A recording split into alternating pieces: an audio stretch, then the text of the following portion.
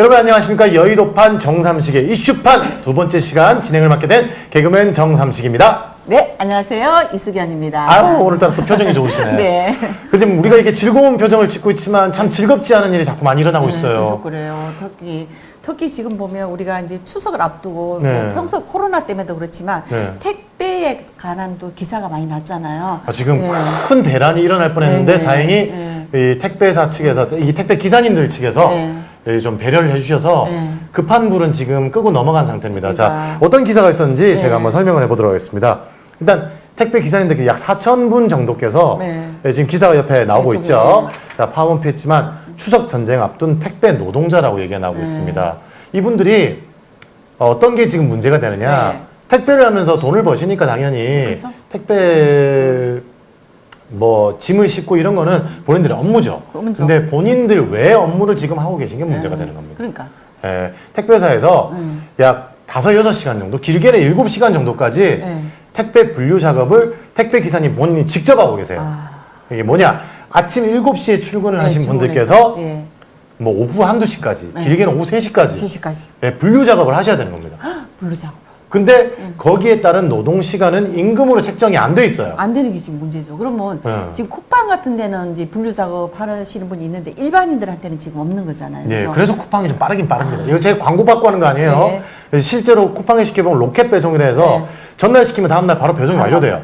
그 센터에서 바로 분류를 해서 기사님들이 새벽에 바로 딱 싣고 바로 떠날 수 있게 해드리기 때문에 택배 품질도 좋아지고 그만큼 소비자는 빠른 서비스를 받아볼 수 있는 건데, 근데 지금 대다수의 택배사들이 지금 하고 있는 시행으로는 택배 분류 작업을 택배 기사님들이 본인이 직접 하세요. 직접 하시고 그리고 그로 인해 지금 신체적인 고통을 호소하고 계신 분, 병원을 다니시는 분들도 많고, 그리고 안타깝게도 올해는 지금 과로사로 7분이나 세상을 지금 등지시게 됐다는. 그러다 보니까 제가 이제 또 사자성어가 그러면 생각이 나네요. 또 사자성어야? 왜냐하면 분골쇄신이라고 이게 아시잖아요. 사자성어가 이게 뼈가 가루가 되고 몸이 부서지도록 일한다는 뜻이에요. 그럼 이분들이 지금 그렇게 하고 있는 거잖아요. 7명, 5명?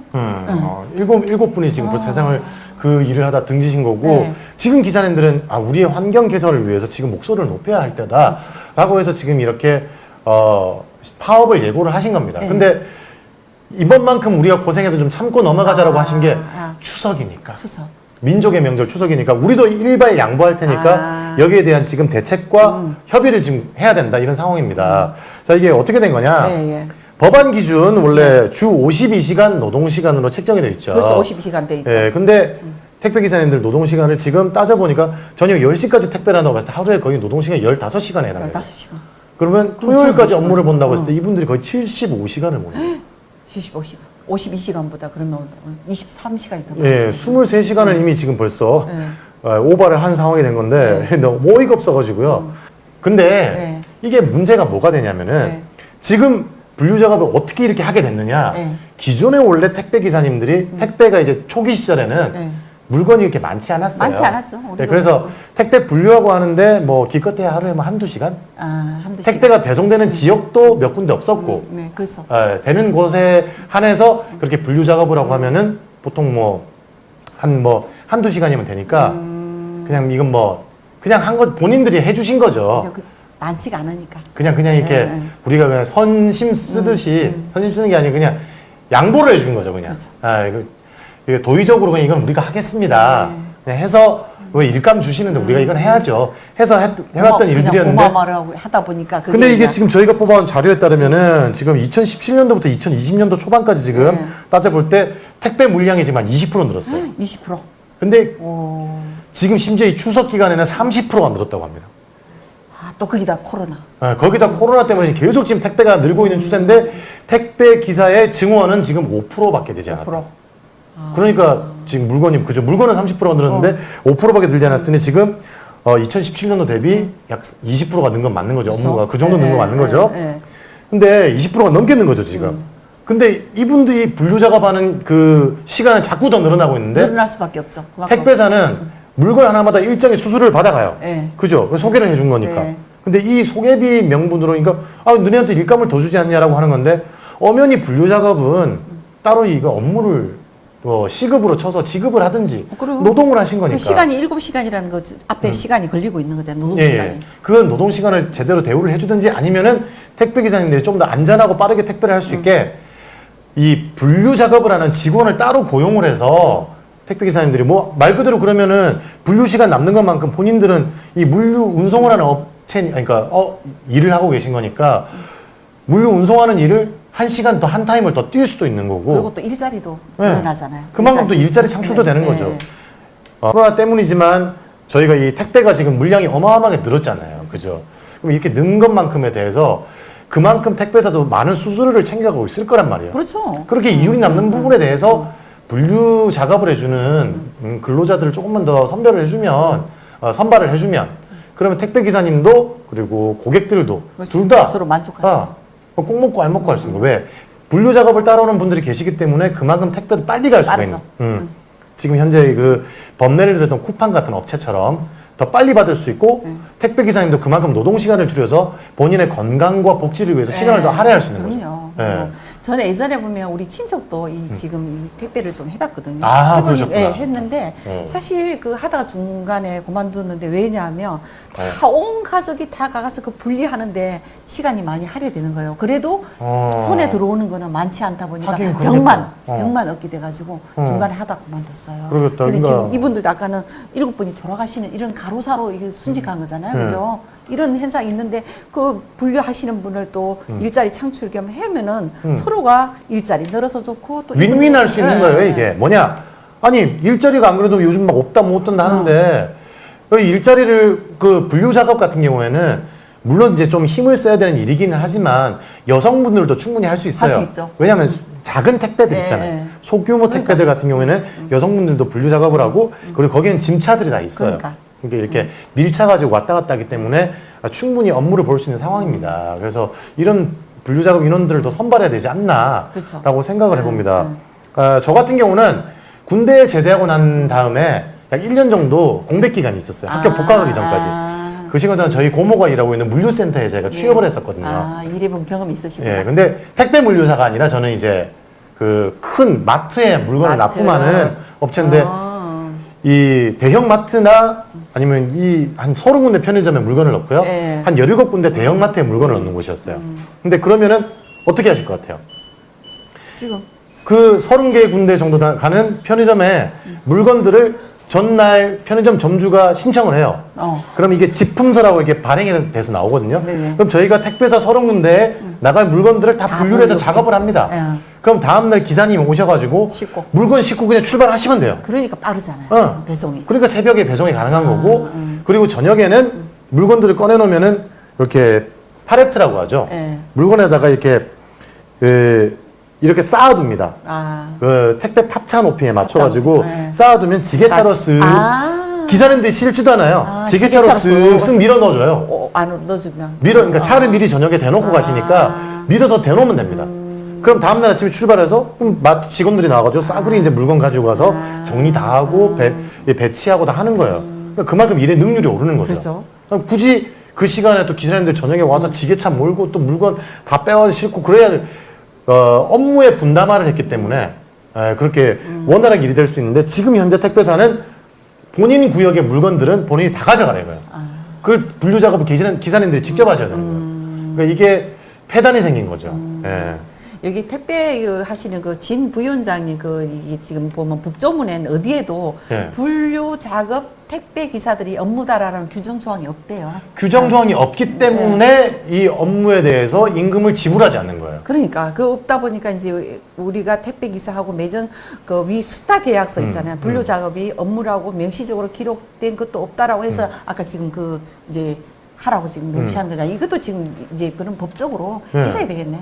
그러니까 이게 말 그대로 또 이게 이런 그 폐단이 생길까봐 안 하는 걸 수도 있는데 왜 분류 작업을 또 세워라 내워라 하시는 분들이 또 혹시나 있을까봐 그러지 않으시겠지만 지금 기사님들 얼마나 막 헐떡헐떡하면서 왜냐면은 분류 작업하는 거 기본 시급 받는 것보다 택배 하나라도 더 갖다 주는 게 돈이 더 훨씬 많아요. 그렇죠. 그러니까 이 택배 작업하는데 기본적인 시급이라 제공이 되면 그나마 부수익이 또 창출이 되는 거고 그만큼 고소득도 보장이 되는 거기 때문에. 근데 한 사람이 이게 분류 작업하는 게 아니잖아요. 여러 명이 할 거잖아요. 네. 여러 명이 하다 보면 다른 사람이 열심히 하는데 혼자 뭐 쇼리 가라 하겠어요? 네. 못하지. 그래서 이게 제가 생각하는 가장 좋은 방법은 분류 직원을 따로 두는 게 제일 나아요. 그러니까 직원은. 그러니까 직원은 그럼 그 시간대에 딱 맞춰 자기들이 본인들이 뭐 일이 많은 날도 있겠지만 일이 작은 날도 있을 거고. 그러니까 이게 28년 전에 그 택배 업무가 지금 처음 도입되다 보니까 그때는 택배가 별로 이게 지금 시키는 사람 없고 요즘에 또 신혼부부 또 직장 다니는 사람 부부들이 많다 보니까 네. 이 음식도 이제 그러잖아요. 4시에 딱 배달해달라고 이런 그 주문하는 게 있잖아요. 그러다 보니까 네. 택배 업무가 많아진 거잖아요. 엄청 많아졌죠. 근데도 28년이 지난 지금도 똑같이 그냥 분류 작업은 어떤- 제자리죠. 예. 예, 이게 그러다 무슨 보니까 지금 그 택배 하시는 분이 엄청 일이 가중된 거잖아요. 그러니까 이게 택배사들은 이 기사님들이 그냥 이 6-7시간의 노동을 하는 게 관례인 거예요, 그냥 관례. 이제 관리가 됐네. 그냥 뭐 당연히 너네가 해야 될 네. 일인데 우리 일감 주지 않느냐 이건 잘못된 거라고 생각을 합니다. 한두 시간일 때는 그냥 해드린 거예요. 그냥 서비스 해주신 그렇죠, 거야. 그렇죠. 예. 근데 지금처럼 이렇게 업무량이 많아서 다른 문제인 거거든요. 그렇죠. 더군다나 그분들이 하는 게 뭐 소규모 짐들도 있지만 무겁고 힘든 것도 많습니다. 그렇죠. 근데 아. 이게 하다 보면 저는 지금 좀 궁금한 게 그 아파트 단지다, 일반 주거 단지다, 그러면 또 조금 약간의 계단을 많이 올라가는 그 산동네도 있을 것이고 네. 엘리베이터가 없는 데도 있을 거 아니에요. 네. 근데 이게 택배비는 똑같나요? 택배 내가 기사님들의 애환이 많죠. 왜냐하면 저 같은 경우도 집이 4층인데 엘리베이터가 없어요. 없어요. 그래서 저는 3층에 저희 집 들어간 대문이 있으니까 죄송해서 택배 기사님 오늘 택배 올 거면 문자 주시면 대문 앞에 두고 가시면 제가 가져갈게요 그래요. 근데 그렇지 않는 분 아까 보니까 뭐 아파트 보니 그런 게 있다며. 아파트에 지금 아파트 다는 아니지만. 다는 아니지만 일부 아파트에서 아파트 주차장에 택배차를 네. 주차를 못하게 만든 겁니다. 분여회에서. 분야에서. 왜?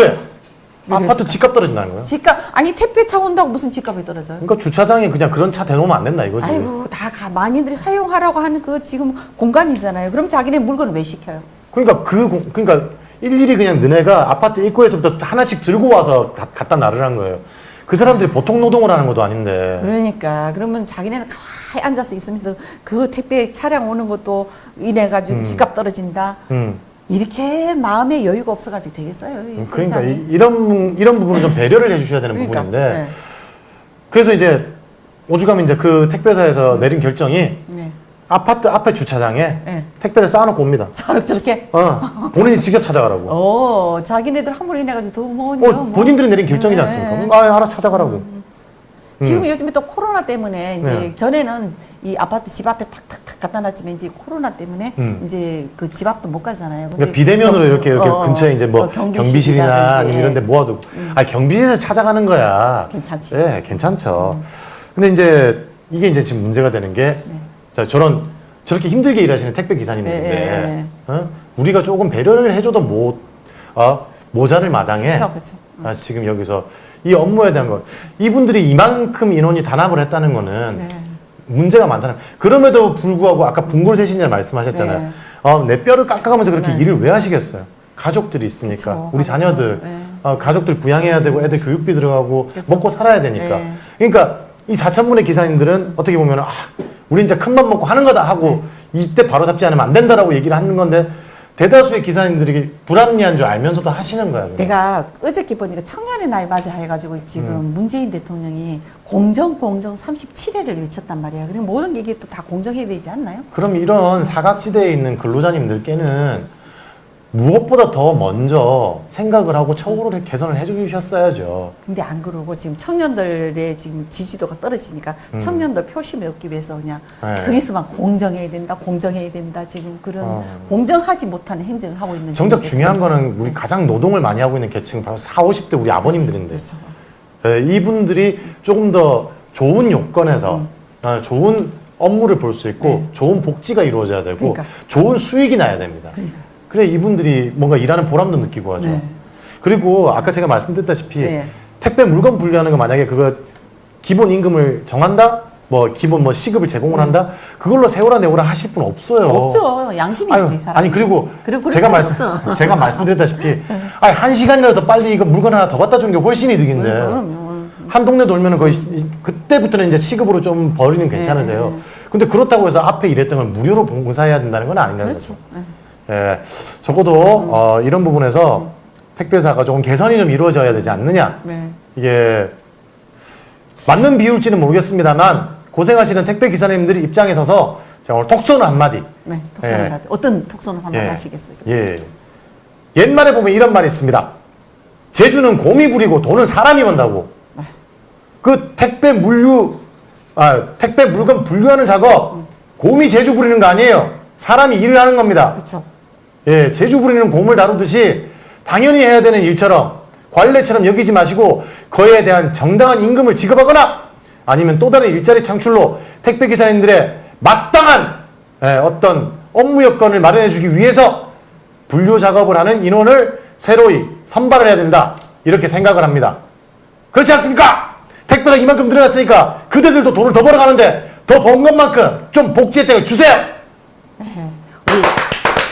네, 오늘 정삼식의 톡 쏘는 한마디였습니다. 예, 아무쪼록 좋게 처우가 개선이 되어서 우리 택배 기사님도 힘을 낼 수 있고 더 많은 수익을 낼 수 있고 그리고 이 택배사도 지금 어차피 제가 말씀드렸던 것처럼 이만큼 많이 늘어나서 지금 업무로 인해서 더 많은 수익을 챙기고 계실 거예요.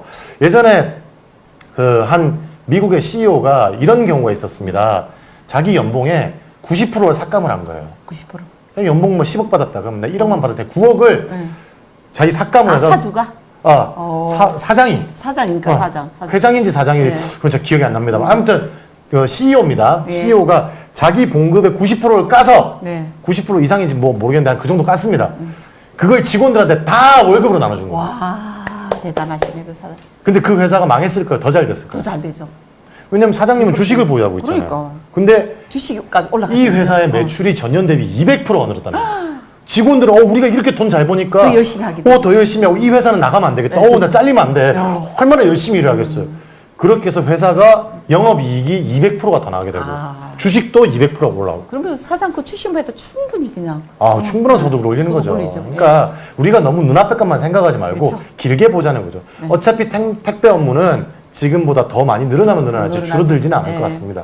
예, 이런 부분에서 택배사 대표님들은 우리 택배 일을 하시는 우리 기사님들, 이 근로자님들과 좋은 협의 사안을 거쳐서 아주 좋은 복지 대책과 함께 좋은 근무 여건을 만들어 주시길 부탁드리도록 하겠습니다. 네, 공정한 세상이 되기를 바라는 마음에서 오늘도 네, 공정. 정삼식의 톡 쏘는 한마디였고요. 아직도 우리 이거 구독 안 누르신 분들 구독과 좋아요, 알림 설정. 네. 아니 회장님도 한번 해주셔야죠. 자, 구독과 구독과 좋아요, 알림 설정. 네, 부탁드리도록 하겠습니다. 자, 오늘 이 시간 여기서 마무리하도록 하겠습니다. 감사합니다.